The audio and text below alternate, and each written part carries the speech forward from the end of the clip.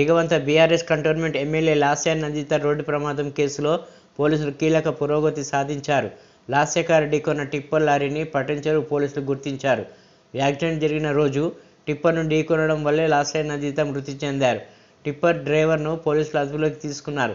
ఓఆర్ఆర్పై ముందు వెళ్తున్న టిప్పర్ను లాస్య నందిత ప్రయాణిస్తున్న కారు ఢీకొట్టింది. అయితే ప్రమాదం జరిగినప్పటికీ టిప్పర్ డ్రైవర్ ఆగకుండా వెళ్లిపోయాడు. సీసీ ఫుటేజ్ ఆధారంగా టిప్పర్ను పోలీసులు గుర్తించారు.